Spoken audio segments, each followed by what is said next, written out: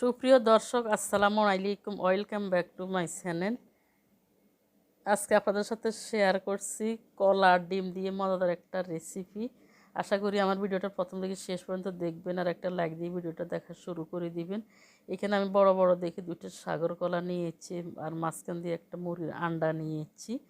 এবার এই কলাগুলোকে আমি ছিলে নিব। আর রেসিপিটা বানাইতে হলে অবশ্যই পাকা কলা নিতে হবে। আন্ডাটা দেখছেন কত সুন্দর এনে পানিতে ভিজে ভিজে দুই লইছি। এবার আমি বাটিকার মধ্যে আন্ডার কলা গুন্ডে সুন্দর করে সিলি লইয়ে একদম ভাঙি ভাঙি। যারা কোনো সময় এরকম রেসিপি না তৈরি করছেন আর রেসিপিটা দেখে স্টেপ বাই স্টেপ বানাই নেবেন। আর সম্পূর্ণ আমার আইডিয়া থেকে এই রেসিপিটা তৈরি করছি আর এতটাই মজার হয়েছে যে একবার না করে খেলে বুঝতে পারবেন না। সন্ধ্যার সময় বাচ্চারা নাস্তা খেতে চায়, নাস্তা খাওয়া ছাড়া তারা টেবিলে বসে না, পড়তে যায় না, বলে আগে নাস্তা দাও তারপরে পড়তে বসবো। আমি ইনস্ট্যান্ট ঘরে কলা ছিল, তখন এই কলা আর ডিম দিয়ে এই নাস্তাটা তৈরি করছি। কলা দুটোটারে আমি ছিলে সুন্দর করে নিচ্ছি ভাঙি ভাঙি। এবার এগুলোকে একটি কাঁটা চামচ দিয়ে চেপে চেপে একদম ভর্তা ভর্তা করে নিব। আপনারা চাইলে এগুলোরা হাত দিয়েও ভর্তা করে নিতে পারবেন। এবার আমি হাত দিয়ে সুন্দর করে কলাগুলোকে ভর্তা করে নিয়েছি, যেগুলো গোটা গোটা ছিল এইগুলি ফিনিশিং করে নিলাম। এই পর্যায়ে আগে থেকে দেখানো আন্ডাগারে ভাঙি লইছি। এবার আন্ডাগারে এইভাবে ভাঙি কলার উপর দিয়ে হালাই দিচ্ছি। বন্ধুরা, আমার ভিডিওকে ভালো লাগলে একটা সাবস্ক্রাইব করে পাশে থাকা অল বাটনে প্রেস করে রাখবেন। আজ যখনই ভিডিও ছাড়ব নোটিফিকেশনে পেয়ে যাবেন।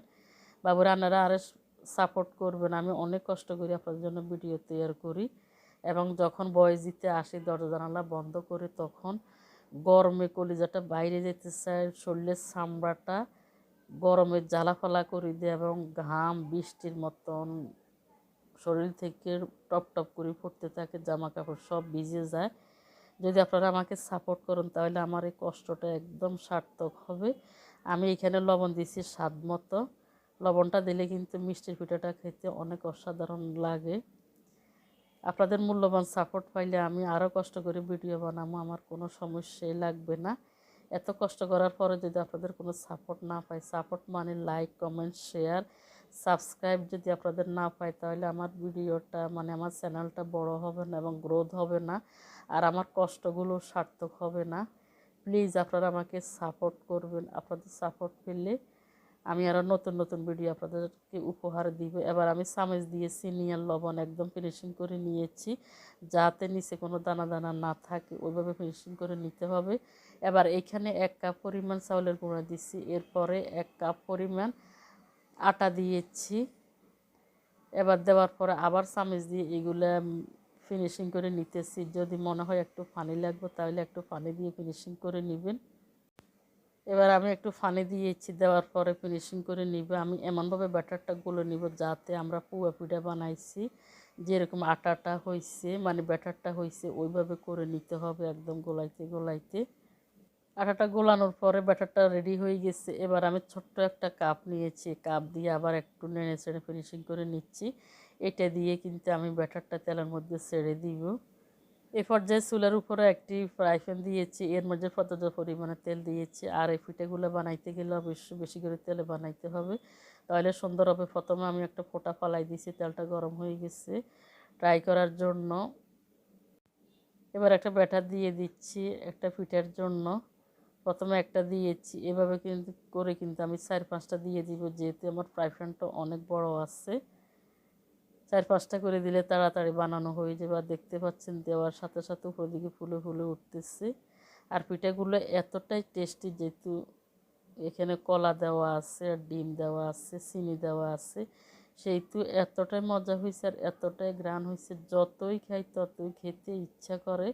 আমার ঘরের ছেলে মেয়েরা কিন্তু অনেক সুস্বাদু করে পিঠাটা খেয়েছে। আপনারা চাইলে বানাইতে পারেন। আর কেমন হয়েছে আমাকে অবশ্যই কমেন্টস করতে পারেন।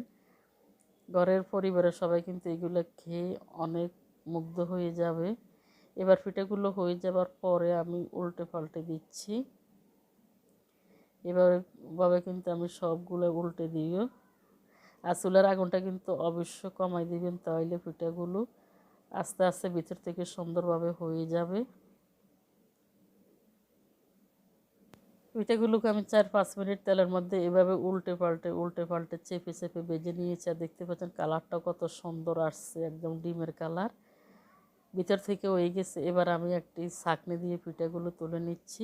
এরকম ছাঁকনি দিয়ে পিঠাগুলো তুলে নিলে তেলগুলো কিন্তু নিচে পড়ে যাবে, এগুলো কিন্তু বেশি খাওয়া হবে না। আর আপনারা চাইলে টিস্যু পেপার দিয়েও এগুলো মুছে নিতে পারবেন, অথবা টিস্যু পেপারের উপরে রেখে দিলে তেলগুলো শোষণ করে নিবে। এবার আমি একটি প্লেটের মধ্যে তুলে নিচ্ছি। দেখতে কতটা লোভনীয় লাগছে দেখতে পাচ্ছেন। প্রথমে 5টা পিঠা তুলে নেওয়ার পরে পরে আরেক ধাপে 4টে দিয়েছি, দেখতে পাচ্ছেন এইগুলো একদম ফুলে ফুলে টুপি টুপি হয়ে গেছে। এবার এইগুলোকে আমি তুলে নিচ্ছি। সবগুলো পিঠা বানানো হয়ে গেছে। এবার একটি প্লেটের মধ্যে সার্ভ করে নিয়েছি। কতটা লোভনীয় লাগছে দেখতে পাচ্ছেন, না খেলে বুঝতে পারবেন না কতটা স্বাদের, এবং ঘ্রাণ হয়েছে, ঘ্রাণটা চতুর্দিকে ছড়িয়ে পড়ছে। এবার একটা পিঠা ছিঁড়ে আপনাদের সাথে শেয়ার করছি, কেমন হয়েছে দেখতে পাচ্ছেন। ভিতরে একদম সুন্দরভাবে হয়ে গেছে আর জালি জালি হয়ে গেছে। আমি গরম এগুলো ধরতে পারছি না, এগুলো খেতেই এতটাই ভালো লাগছে। সবাই ভালো থাকবেন, সুস্থ থাকবেন, দেখা হবে নতুন কোনো রেসিপি নিয়ে। আল্লাহ হাফেজ।